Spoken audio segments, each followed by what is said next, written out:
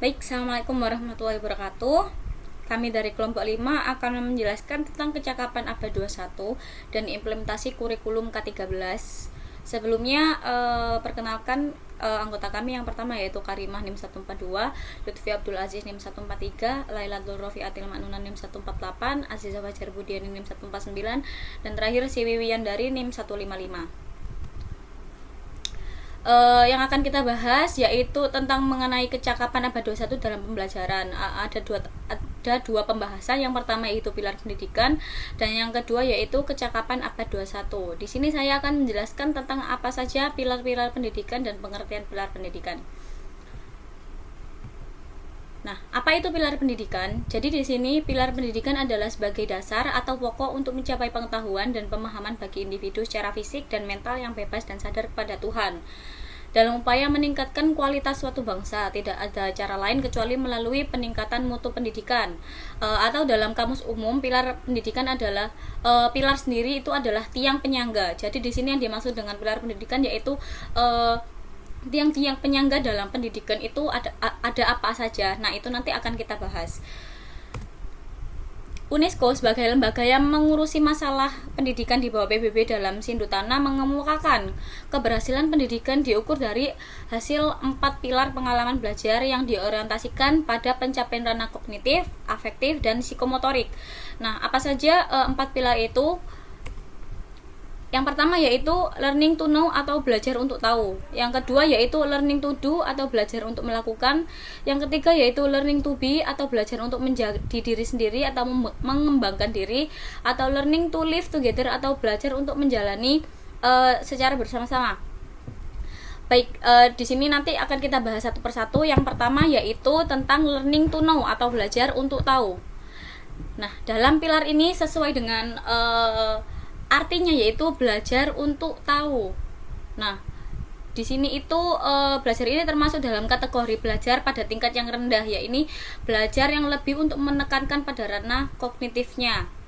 Dalam pilar ini belajar dimaknai sebagai upaya hanya sebatas untuk mengetahui saja. Learning to know atau learning to learn mengandung pengertian bahwa belajar itu pada dasarnya tidak hanya berorientasi kepada produk atau hasil belajar, akan tetapi juga harus berorientasi kepada proses belajarnya. Dengan proses belajar, siswa bukan hanya sadar akan apa yang harus dipelajari, akan tetapi juga memiliki kesadaran dan kemampuan bagaimana cara mempelajari yang harus dipelajari itu. Lalu yang kedua yaitu learning to do atau belajar untuk melakukan.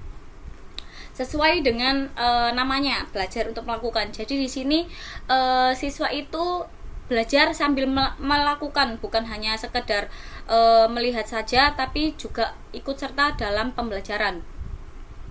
Nah, dalam pilar ini belajar dimaknai sebagai upaya untuk membuat peserta didik bukan hanya untuk mengetahui, mendengar, dan melihat dengan tujuan akumulasi pengetahuan, tetapi lebih kepada dapat melakukan, terampil berbuat, atau mengerjakan kegiatan tertentu sehingga menghasilkan sesuatu yang bermakna bagi kehidupan. Fokus pembelajaran dalam pilar ini lebih memfokuskan pada ranah psikomotorik. Nah, beda dengan learning to know tadi. Kalau learning to do ini siswa diajak untuk ikut serta. Jadi bukan hanya melihat tapi juga melakukan. Jenis belajar ini sebagai bentuk aktualisasi dari materi yang didapatnya, yaitu berkarya dan berbuat. Berkarya berdasarkan potensi yang dimiliki dibarengi materi yang didapatnya. Dengan berkarya tidak saja membuat mandiri, tapi juga membantu orang lain melalui karyanya tersebut. Lalu yang ketiga yaitu learning to be atau belajar untuk menjadi diri sendiri atau mengembangkan diri. Jadi learning to be mengandung pengertian bahwa belajar adalah membentuk manusia yang menjadi dirinya sendiri. Dengan kata lain, belajar untuk mengaktualisasi dirinya sendiri sebagai individu dengan kepribadian yang memiliki tanggung jawab sebagai manusia. Nah, dalam pilar ketiga ini, belajar dimaknai sebagai upaya untuk menjadikan peserta didik sebagai dirinya sendiri. Jadi belajar dalam konteks ini tuh bertujuan untuk meningkatkan dan mengembangkan potensi peserta didik sesuai dengan minat dan bakatnya atau tipe-tipe kecerdasan. Nah, konsep learning to be ini perlu dihayati oleh praktisi pendidikan untuk melatih siswa agar mampu memiliki rasa percaya diri atau self confidence yang tinggi. Kepercayaan merupakan modal utama bagi siswa untuk hidup dalam masyarakat. Pengetahuan dan pemenuhan manusia seutuhnya yang terus berevolusi, mulai dengan pemahaman diri sendiri, kemudian memahami dan berhubungan dengan orang lain, kekayaan atau ternilai dalam dirinya. Dan yang terakhir yaitu learning to live together atau belajar untuk menjalani kehidupan bersama-sama. Jadi di sini maksudnya itu learning to live together adalah belajar untuk bekerja sama. Jadi mungkin bukan hanya secara individual tetapi juga secara kelompok. Maksudnya itu gini, belajar untuk bekerja sama. Hal ini sangat diperlukan sesuai dengan tuntutan kebutuhan dalam masyarakat global, di mana manusia tidak secara individual maupun secara kelompok. Tak mungkin hidup sendiri atau mengasingkan diri bersama kelompoknya.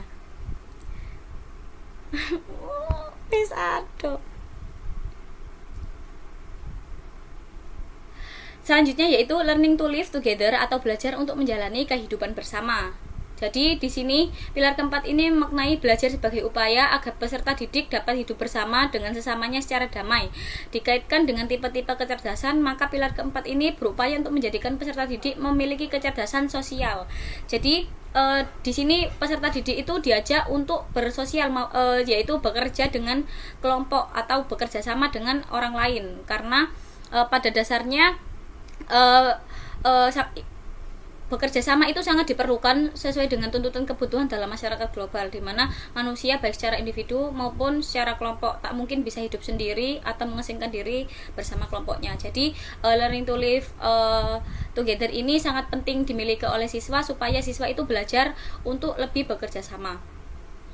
Nah, bisa disimpulkan jadi learning to know itu belajar untuk tahu. Jadi siswa itu hanya untuk mengetahui, belajar sambil mengetahui, belajar untuk mengetahui. Yang kedua yaitu learning to do, yaitu belajar untuk melakukan. Jadi di sini siswa bukan hanya mendengar atau melihat, tapi juga melakukan. Yang ketiga yaitu learning to be atau belajar untuk menjadi diri sendiri. Jadi di sini siswa diajak untuk mengembangkan dirinya sendiri sesuai dengan potensi yang dimilikinya. Yang keempat yaitu learning to live together. Jadi di sini siswa dituntut untuk bisa bekerja sama dan bersosialisasi dengan lingkungannya, bukan hanya secara individu tapi juga berkelompok. Baik, itu saja yang bisa saya sampaikan. Selanjutnya akan disampaikan oleh pemateri kedua. Saya Karima, NIM 142 akan menjelaskan tentang kecakapan abad 21. Jadi apa sih kecakapan abad 21 itu? Kecakapan abad 21 itu merupakan kemampuan yang harus dimiliki oleh warga global dalam menggunakan akal, pikiran, dan kreativitas untuk menghadapi abad 21 dengan segala kemajuan teknologinya. Jadi ada 4 keterampilan yang harus dimiliki oleh peserta didik atau siswa yang disebut dengan 4C.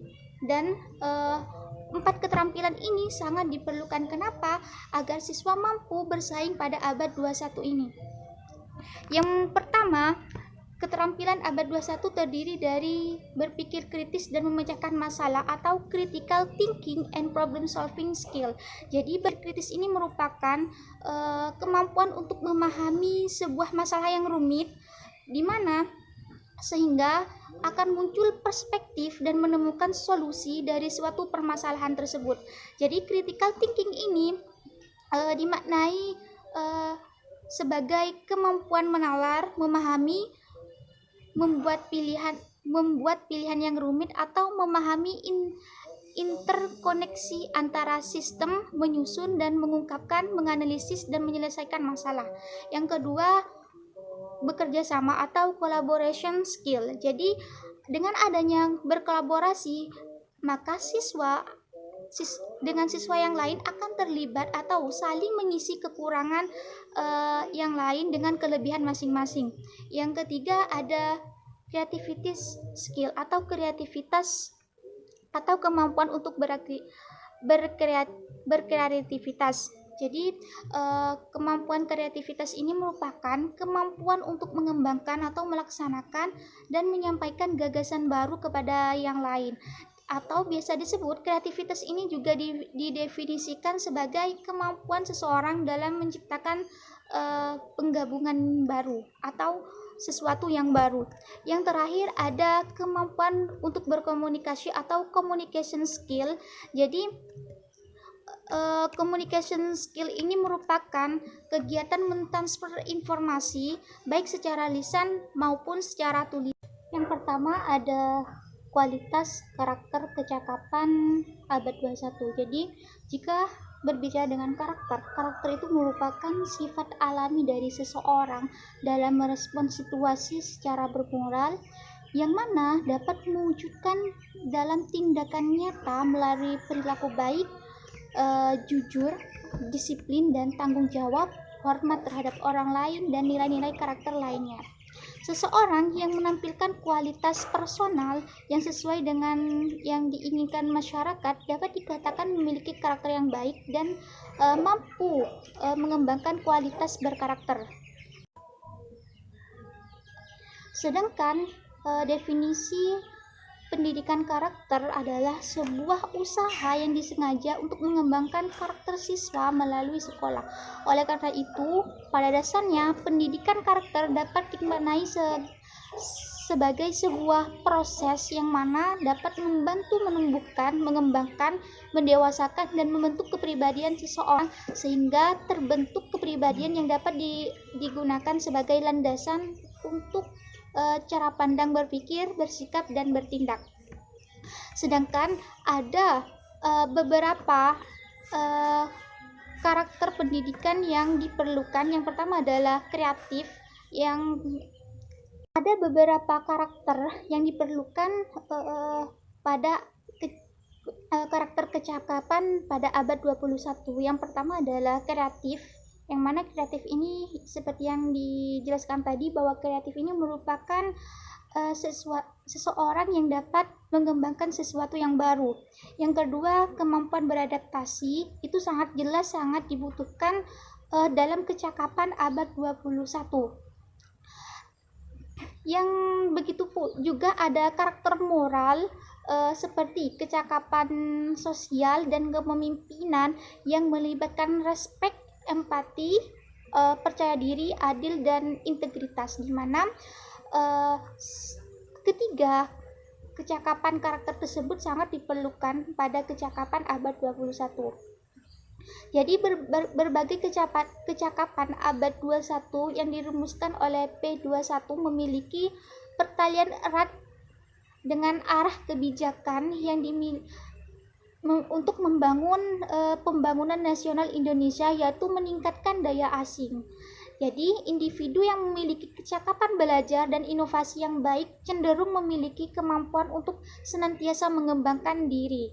Jadi sedangkan kecakapan hidup dan berkarir itu berkaitan dengan kemampuan untuk bekerja sama dengan pihak lain. Hal ini sangat penting untuk membangun nasional di era modern pada saat ini, dan kita perlu menjalin kerjasama dengan berbagai negara atau pihak. Begitulah.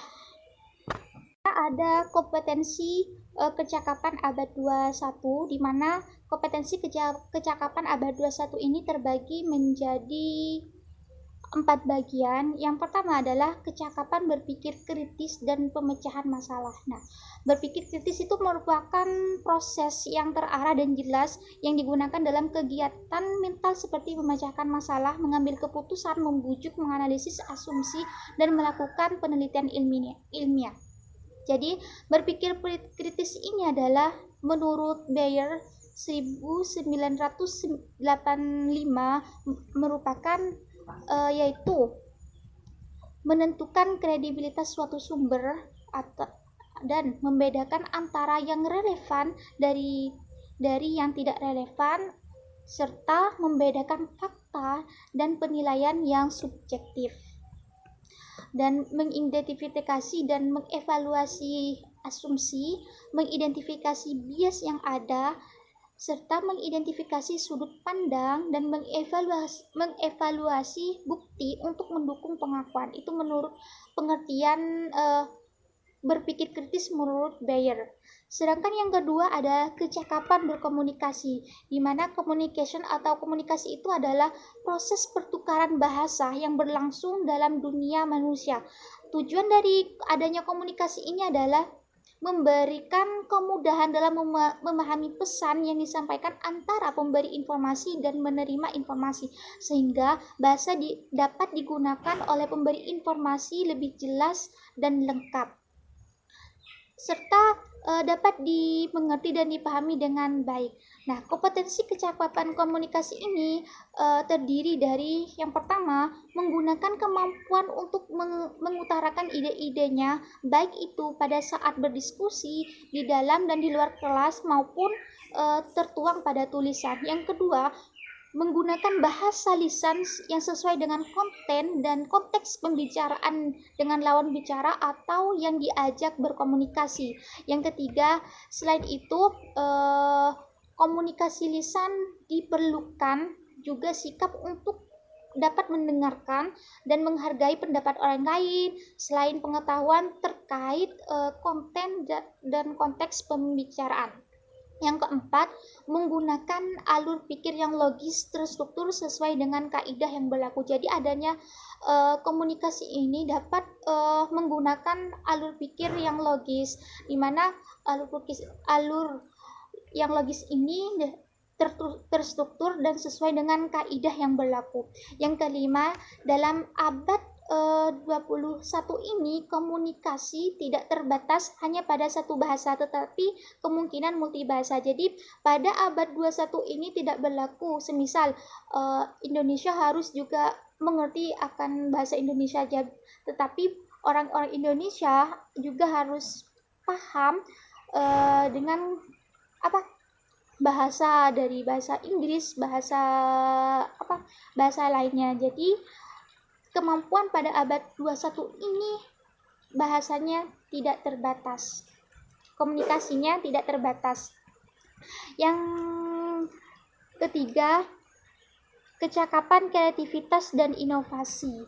Jadi kreativitas ini kemampuan menghasilkan bentuk baru dalam bidang seni atau dalam persenian atau memecahkan masalah dengan metode-metode baru. Sedangkan inovasi ini atau innovation ini merupakan suatu ide, barang, kejadian, metode yang dirasakan atau diamati sebagai suatu hal yang baru bagi seseorang atau kelompok orang, baik itu berupa hasil invention maupun discovery. Jadi ada beberapa kompetensi terkait kreativitas yang dapat dikembangkan dalam pembelajaran.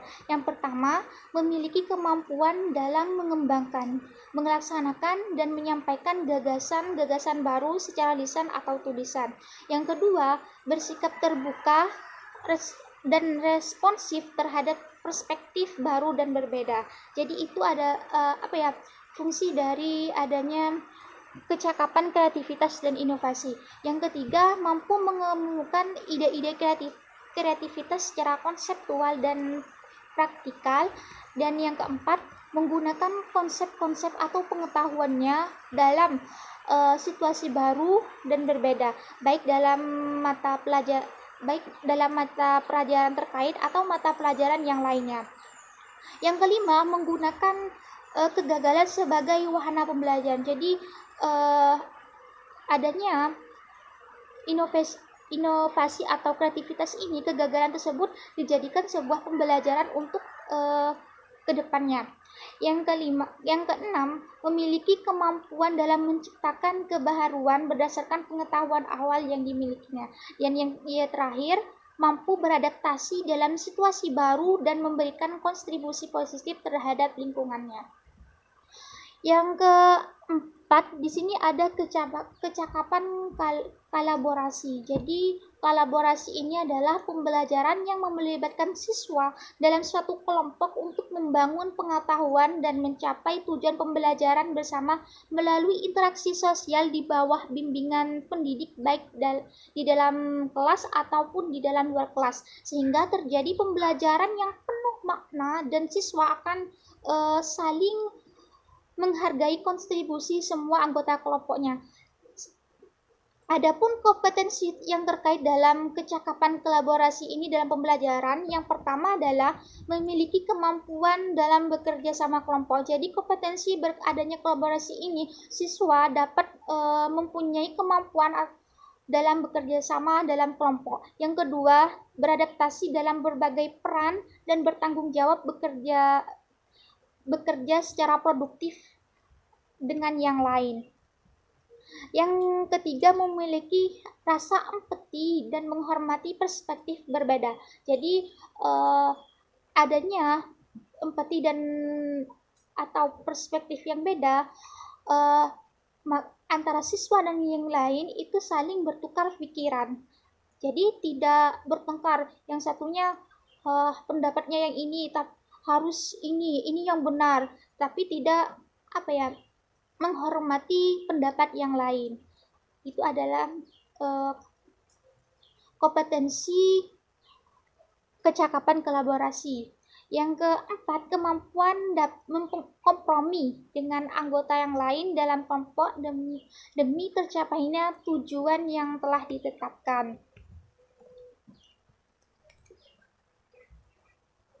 Assalamualaikum warahmatullahi wabarakatuh. Saya Lailatul Rafiatul Manuna, NIM 148. Di sini saya akan menjelaskan mengenai literasi abad 21. Literasi adalah pengetahuan dan atau kompetensi dasar yang harus dimiliki seseorang sesuai konteks kebutuhan masyarakat dan perkembangan zaman. Menurut KBBI, pada tahun 2016, literasi memiliki 3 makna terkait, yaitu yang pertama, kemampuan menulis dan membaca, yang kedua, pengetahuan atau keterampilan dalam bidang atau aktivitas tertentu, dan yang ketiga, kemampuan individu dalam mengolah informasi dan pengetahuan untuk kecakapan hidup. Kata literasi dapat dibilang baru di Indonesia, mengingat dalam KBBI tidak ditemukan arti kata dari literasi, melainkan baru ditambahkan pada tahun 2016. Literasi adalah pengetahuan atau kompetensi dasar yang harus dimiliki seseorang sesuai konteks kebutuhan masyarakat dan perkembangan zaman. Kerangka kerja pembelajaran abad 21 yang dikeluarkan oleh Partnership for 21 Century Learning atau P21 ada 3 subjek inti menghadapi abad 21. 3 subjek intinya adalah literasi informasi, literasi numerasi, dan literasi ICT. Literasi informasi yakni peserta didik mampu mengakses informasi secara efektif dan efisien, mengevaluasi informasi yang akan digunakan secara kritis dan kompeten, serta menggunakan dan mengelola informasi secara akurat dan efektif untuk mengatasi masalah. Kemudian literasi numerasi merupakan kecakapan untuk menggunakan berbagai macam angka dan simbol-simbol yang terkait dengan matematika dasar untuk memecahkan masalah praktis dalam berbagai macam konteks kehidupan. Kemudian literasi ICT bermaksud peserta didik mampu menganalisis media informasi dan menciptakan media yang sesuai untuk melakukan komunikasi. Kemudian saya akan menjelaskan mengenai implementasi kecakapan abad 21 dalam pembelajaran dalam bentuk kurikulum 2013. Yang pertama, kurikulum 2013 dalam pembentukan kompetensi serta karakter peserta didik dalam implementasi kurikulum 2013. Pendidikan karakter dapat diintegrasikan dalam seluruh kegiatan pembelajaran pada setiap mata pelajaran yang terdapat dalam kurikulum. Materi pembelajaran berkaitan dengan norma dan nilai-nilai pada setiap pembelajaran perlu dikembangkan, dieksplisitkan, dan dihubungkan dengan konteks kehidupan. Dengan demikian, pendidikan nilai dan pembentukan karakter tidak hanya dilakukan dalam tataran kognitif saja, tetapi juga menyentuh dan melibatkan pengalaman nyata dalam kehidupan sehari-hari, sehingga dapat lebih mudah dipahami dan diterima oleh peserta didik. Lalu konsep kurikulum 2013 ada 2. Yang pertama, konsep kurikulum 2013 berbasis kompetensi dan karakter. Dalam implementasi kurikulum 2013, pendidikan karakter dapat diintegrasikan dalam seluruh kegiatan pembelajaran pada setiap mata pelajaran yang terdapat dalam kurikulum.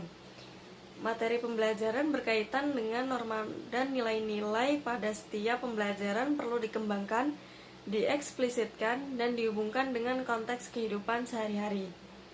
Dengan demikian, pendidikan nilai dan pembentukan karakter tidak hanya dilakukan dalam tataran kognitif saja, tetapi juga menyentuh dan melibatkan pengalaman nyata dalam kehidupan sehari-hari, sehingga dapat lebih mudah dipahami dan diterima oleh peserta didik. Pendidikan karakter pada tingkat satuan pendidikan mengarah pada pembentukan budaya sekolah, yaitu nilai-nilai yang melandasi perilaku, tradisi, dan kebiasaan sehari-hari yang dipraktikkan oleh semua warga sekolah serta masyarakat sekitarnya. Pada umumnya, pendidikan karakter menekankan pada keteladanan penciptaan lingkungan dan pembiasaan melalui berbagai kegiatan yang terstruktur. Oleh karena itu, apa yang dilihat, didengar, dirasakan, dan dikerjakan oleh peserta didik dapat membentuk karakter mereka. Selain menjadikan keteladanan dan pembiasaan sebagai metode pendidikan yang utama, penciptaan iklim dan budaya serta lingkungan yang kondusif juga ikut serta dalam membentuk dan menanamkan karakter pada peserta didik. Sesuai dengan tujuan kurikulum 2013 yang tertera pada Peraturan Menteri Pendidikan dan Kebudayaan Nomor 67 Tahun 2013, kurikulum 2013 bertujuan untuk mempersiapkan manusia Indonesia agar memiliki kemampuan hidup sebagai pribadi dan warga negara yang beriman, produktif, kreatif, inovatif, dan efektif, serta mampu berkontribusi pada kehidupan bermasyarakat, berbangsa, bernegara, dan peradaban dunia. Kemudian yang kedua, karakteristik kurikulum 2013 berbasis kompetensi dan karakter. Hal ini yang harus ditekankan dalam proses pelaksanaan kurikulum 2013, yaitu yang pertama, keseimbangan yang dimiliki peserta didik dalam aspek kompetensi yang meliputi ranah kognitif, afektif, dan psikomotorik secara integratif. Yang kedua, mewujudkan proses pendidikan dan pembelajaran di sekolah yang terintegrasi dan berbasis pada lingkungan masyarakat. Dan yang ketiga, kompetensi dalam bentuk kompetensi inti yang diperinci dalam bentuk kompetensi dasar pada setiap muatan pelajaran. Baik, cukup sekian yang dapat saya sampaikan. Selanjutnya akan dijelaskan oleh pemateri keempat. Assalamualaikum warahmatullahi wabarakatuh. Nama saya Sriwiyandari, NIM 155. Di sini saya akan menjelaskan mengenai karakteristik kurikulum 2013 yang berbasis kompetensi dan karakter. Merujuk pada Kemendikbud nomor 67 tahun 2013, kurikulum 2013 dirancang dengan karakteristik sebagai berikut. Yang pertama, mengembangkan keseimbangan antara sikap spiritual dan sosial, rasa ingin tahu, kreativitas, sikap kerjasama dengan kemampuan intelektual dan psikomotorik. Yang kedua, sekolah merupakan bagian dari masyarakat yang memberikan pengalaman belajar secara terencana di mana peserta didik menerapkan apa yang dipelajari di sekolah dalam kehidupan bermasyarakat dan juga memanfaatkan masyarakat sebagai bagian dari sumber pembelajaran. Yang ketiga, mengembangkan sikap, pengetahuan, keterampilan, serta menerapkannya dalam berbagai situasi di sekolah baik di masyarakat. Yang keempat, memberikan waktu yang cukup leluasa untuk mengembangkan sikap, pengetahuan, dan keterampilan. Yang kelima, kompetensi dinyatakan dalam bentuk kompetensi inti, kelas yang diperinci lebih lanjut menjadi kompetensi dasar tiap mata pelajaran. Yang keenam, kompetensi inti kelas menjadi unsur pengorganisasi dari kompetensi dasar, di mana semua kompetensi dasar dan proses pembelajaran dikembangkan untuk mencapai kompetensi inti yang ada. Yang terakhir, kompetensi dasar dikembangkan dan didasarkan pada prinsip akumulatif, saling memperkuat dan memperkaya antara pelajaran dan jenjang pendidikan. Sementara itu, dalam kurikulum 2013 juga memiliki kompetensi yang meliputi, pertama, isi atau konten kurikulum, yaitu kompetensi yang dinyatakan dalam bentuk kompetensi inti di kelas dan diperinci lagi lebih lanjut dalam kompetensi dasar pada mata pelajaran.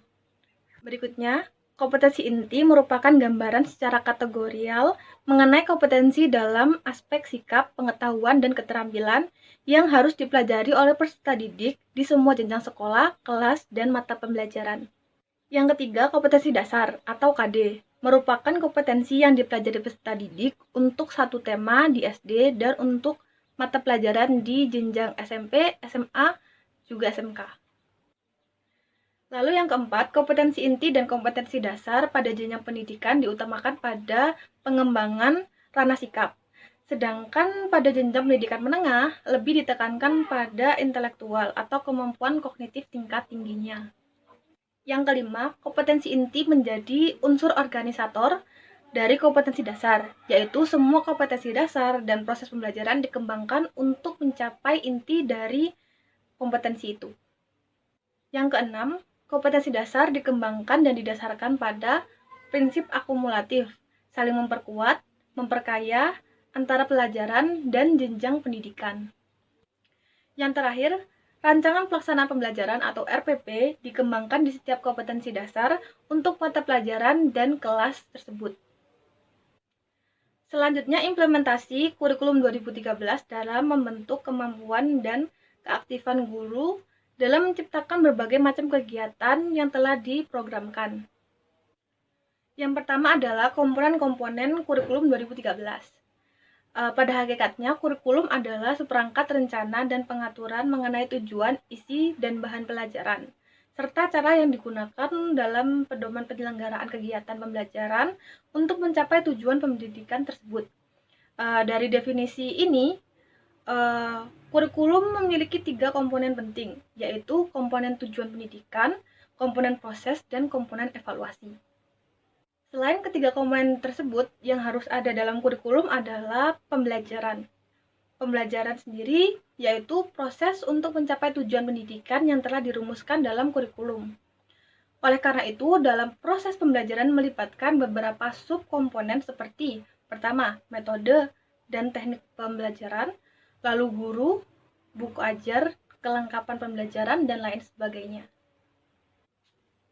Seperti itu saja dari saya, kurang lebihnya mohon maaf apabila ada salah kata. Wassalamualaikum warahmatullahi wabarakatuh. Selanjutnya akan dilanjutkan oleh pemateri berikutnya. Terima kasih.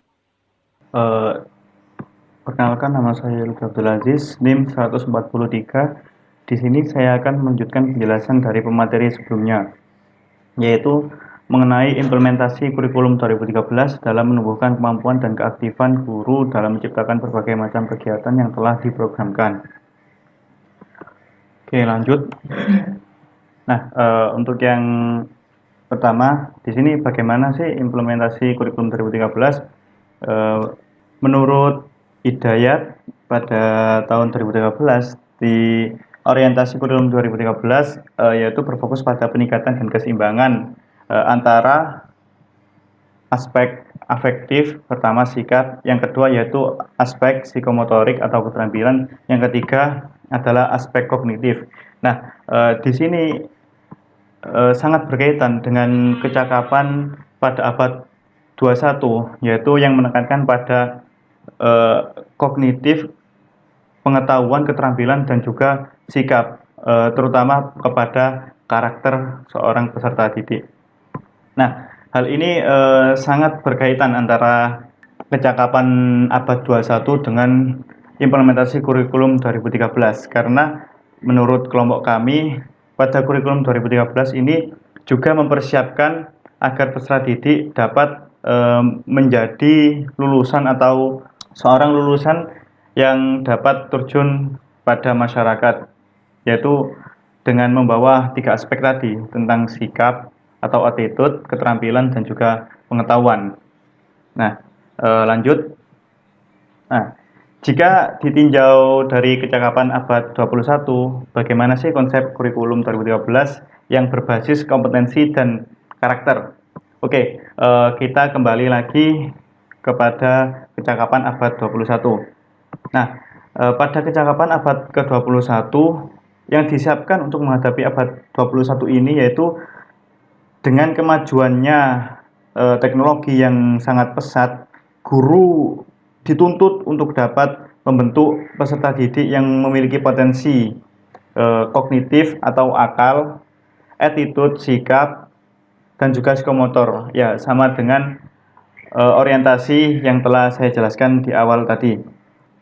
Dari sini kecakapan abad 21 sendiri terdiri dari 4, yaitu yang 4 kompetensi, yaitu yang pertama berpikir kritis dalam memecahkan suatu masalah, yang kedua kerjasama atau kooperatif, yang ketiga kreativitas, dan yang keempat tentang kemampuan berkomunikasi.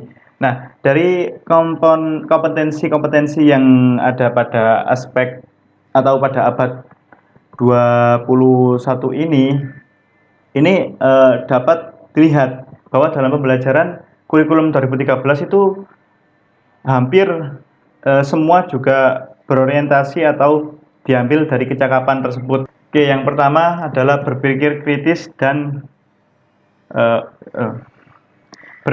berpikir kritis dalam memecahkan masalah. Oke, dalam kurikulum 2013 kita dapat melihat di pembelajarannya, yaitu salah satunya itu menggunakan model pembelajaran problem based learning. Lah, dari problem based learning ini secara tidak langsung hal tersebut membutuhkan kecakapan abad 21 yang dengan kompetensi berpikir kritis dan memecahkan masalah tersebut. Nah, dari sini dapat kita lihat bahwa pada kurikulum 2013 juga menggunakan kecakapan pada abad 21, yaitu kompeten tentang berpikir kritis dan memecahkan masalah. Nah, tidak hanya itu, dalam ranah berpikir kritis sendiri di kurikulum 2013 itu sangat menekankan pada HOTS atau higher order thinking skill atau cara berpikir tingkat tinggi. Nah, dalam hal ini siswa dituntut untuk berpikir kritis dalam pembelajaran yang dilaksanakan. Yang kedua yaitu kompetensi kerjasama. Juga dapat dilihat dalam pembelajaran di abad atau di kurikulum 2013 ini banyak sekali model pembelajaran atau metode pembelajaran yang menggunakan grup atau menggunakan kelompok dalam pembelajarannya. Hal tersebut merupakan realisasi dari model pembelajaran kooperatif atau kerja kelompok, saling bekerja sama. Nah, hal tersebut juga masuk ke dalam kompetensi kecakapan abad 21 dengan kompetensi kerjasama.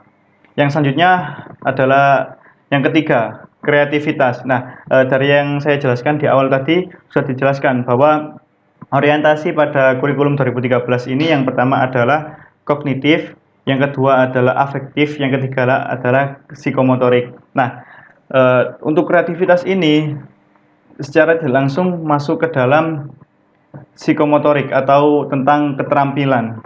Dalam hal tersebut banyak sekali dalam pembelajaran ketika guru memberikan tugas atau memberikan penjelasan, pasti di situ menuntut agar siswa itu aktif dan kreatif dalam pembelajarannya. Hal tersebut dapat memunculkan atau sesuai dengan kecakapan pada abad 21, yaitu kompetensi kreativitas. Yang selanjutnya adalah kemampuan berkomunikasi.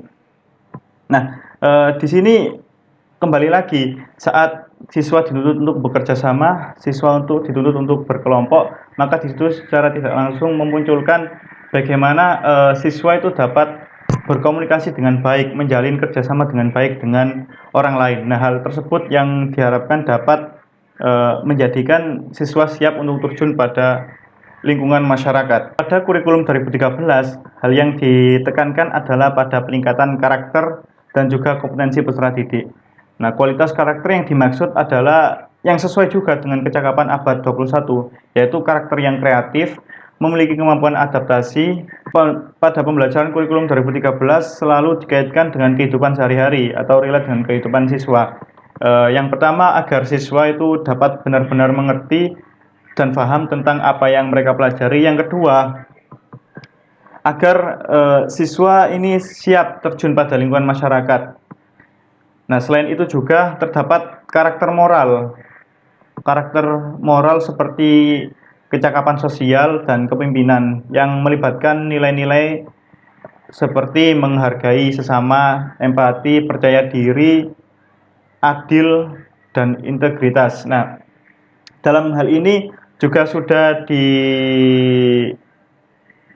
masukkan ke dalam aspek afektif atau sikap tentang attitude, bagaimana cara siswa menghargai siswa lainnya, siswa menghargai guru, siswa menghargai masyarakat, dan sebagainya.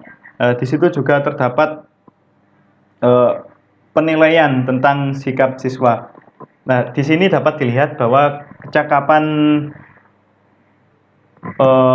sosial itu dapat diintegritaskan ke dalam kurikulum 2013 karena sama-sama pencapaiannya pun juga sama tentang afektif atau tentang attitude sikapnya.